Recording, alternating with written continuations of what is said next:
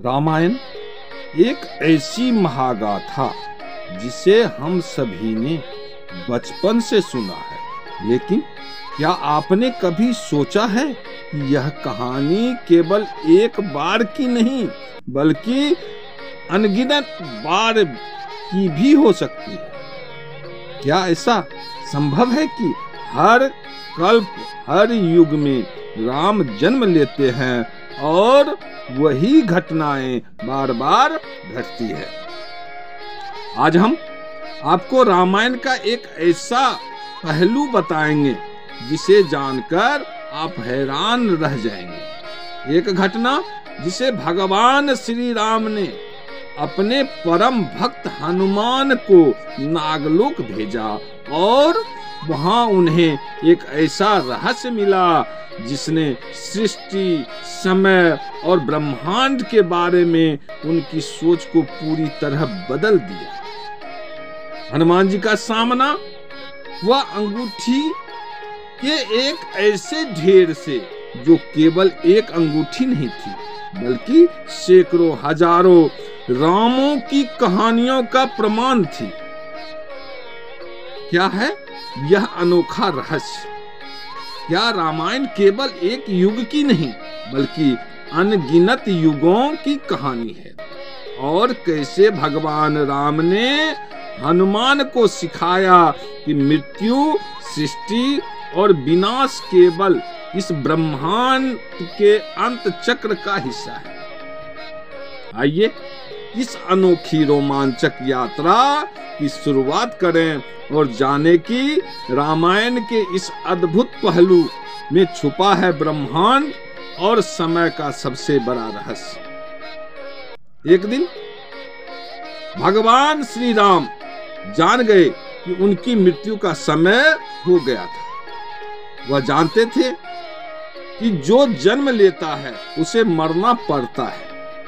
यम को मुझ तक आने दो, मेरे लिए बैकुंठ, मेरे स्वर्गिक धाम जाने का समय आ गया है, उन्होंने कहा।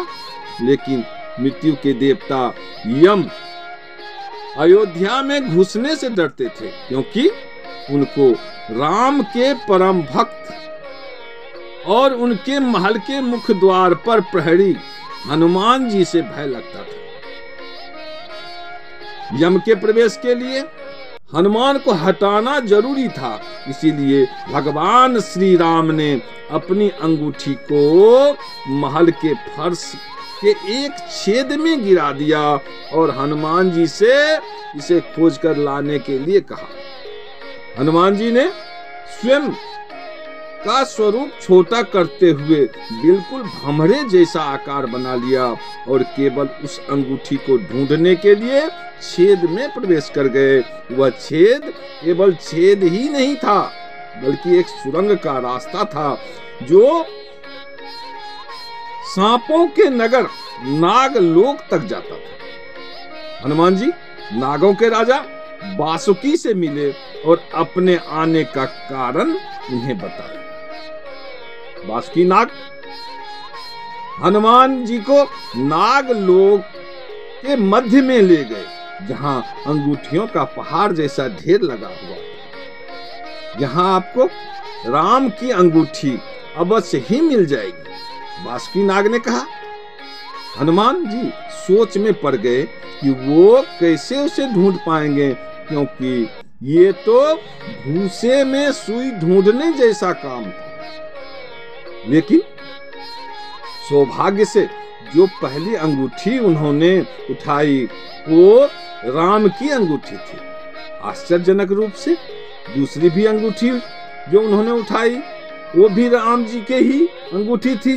वास्तव में वो सारे अंगूठी जो उस ढेर में थी सब एक ही जैसी थी। इसका क्या मतलब है? हनुमान जी सोच में पड़ गए। वासुकी नाग मुस्कुराए और बोले, जिस संसार में हम रहते हैं वो सृष्टि, वो विनाश चक्र से गुजरती है। इस संसार के प्रत्येक सृष्टि चक्र को एक कल्प कहा जाता है। हर कल्प के 4 युग या 4 भाग होते हैं। दूसरे भाग या त्रेता युग में राम अयोध्या में जन्म लेते हैं।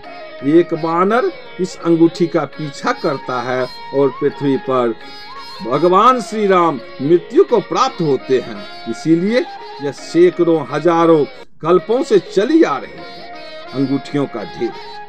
सभी अंगूठियां वास्तविक है। अंगूठियां गिरती रही और इनका ढेर बड़ा होता रहा। भविष्य में के रामों की अंगूठियों के लिए भी यहाँ काफी जगह है। हनुमान जी जान गए कि उनका नागलोक में प्रवेश और अंगूठियों के पर्वत से साक्षात कोई आकस्मिक घटना नहीं थी। यह प्रभु श्री राम का उनको समझाने का मार्ग था कि मृत्यु को आने से रोका नहीं जा सकेगा। भगवान श्री राम मृत्यु को प्राप्त होंगे, संसार समाप्त होगा, लेकिन हमेशा की तरह संसार पुनः बनता है और भगवान श्री राम भी पुनः जन्म लेंगे।